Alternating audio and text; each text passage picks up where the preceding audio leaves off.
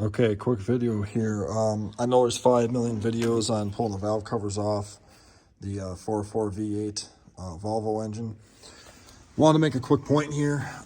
Every video I watch, they say, oh, you got to take the motor mount off and the belt off and the power steering pump off to pull the lower intake off. I did not have to do that.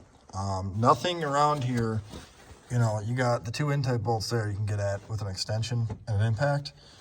And then the valve cover clears the power steering pump there, and it clears it back there. I was able to pull everything off without ever moving the power steering pump or belt. Another thing here, when I had pulled out the valve cover, this harness here gets in the way pretty easy, and it's a bitch to get it out. I had pulled the fuel line, this fuel line right here goes to this thing because mine's actually melted underneath from a fire I had. I'm just going to replace all the fuel lines on this because they're completely screwed.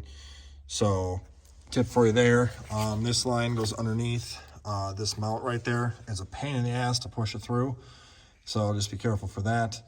And then my fuel leak, actually, if you want to see where it was actually right there. This guy here is busted off, and that's a feed to the rail. And then you can kind of see residual oil on these 2 coil packs. I had actually wiped them off. They were soaked up to here in oil.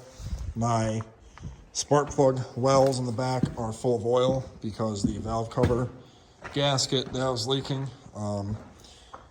That's how it was getting off. And then this one here you can see is all wet, and it was leaking oil into those wells like crazy.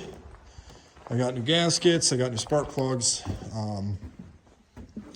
So just a quick little update video here, and you don't need to pull the power steering pump or the motor mount, take the valve covers off. If you do, it makes more room. I'm not saying you can't, it's just more time I can save by not doing it. You can see all the gas and oil on those ports right there. So yeah, that's a fire extinguisher dry chemical I'm going to clean off of here.